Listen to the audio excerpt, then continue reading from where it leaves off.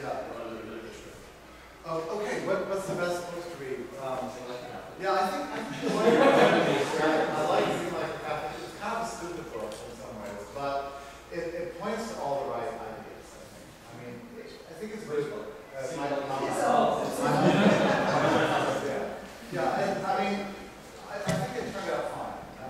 And look, it's not the authoritative teaching, but it'll give you. Yeah, our bookstore ordered, I think, 20 copies. Okay, I'm glad you saw Yeah. many of them. So I think the reason I like the book is that it presents the basic framework, I think, well, and a lot of people with other resources. Summorum Pontificum is a good idea to read that document from 1963. It's a very good document, actually. Oddly, I might recommend people make fun of the document of Gregorian and says, I like that document personally. It's got a beautiful vision of an optimism future. If you're a despairing reader, it's good. The Gregorian history of church music is important because this is Monsignor Haber. It's in print from Roman Catholic Press. the title is Papal Legislation on Sacred Music. Yes, and what you see there is legislation from the 1st century. AD 70 all the way up to the Second Vatican Council. Or just a little after. It goes up to 1977. Yeah. And you see, once you read this book, you see that there have been many controversies in the history of sacred music. This is not the first one. We've had other difficult periods. We also begin to see the broader terms that what we're living through right now is just not. It's a blip on a radar screen. It's a very short parenthesis. What preceded it will continue. So you get a better vision of where you stand in the history of things. I think that's an important book. I really like Ratzinger's book, Spirit of the Liturgy. Yes.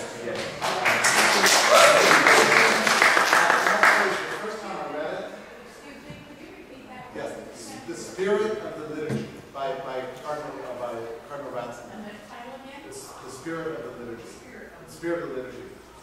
Published by Ignatius Press. The first time I read it, it didn't give me what I wanted, so I was disappointed in it. I don't know if you know what I mean by that, but I was looking for a book to authoritatively attack all my enemies.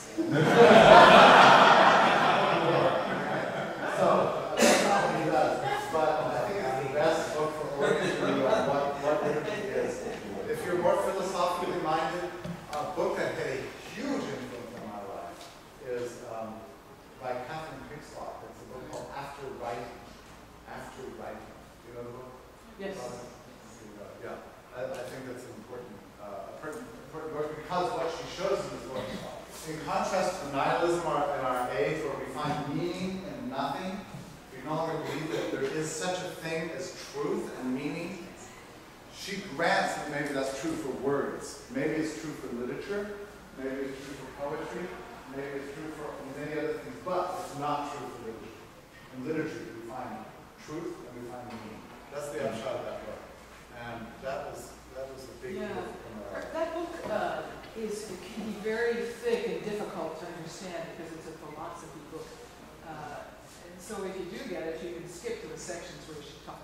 I'm not going to advocate that necessarily, but some people might find the book too dense. Oh, of course. I just mentioned it in passing because I think it's But very another important. shorter book, which I think is very interesting and has some connection with hers, is Joseph Pieper's Leisure, the Basis of Culture, which is quite short. And he's not approaching, she's actually in her book, in addition to her positive contribution, is talking about liturgy. She's also, I think she's tackling the deconstructionist, isn't she?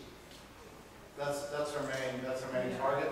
But deconstructionism is basically that's a word you can use to identify the whole of modern culture. Yes. It's actually something that really bothers me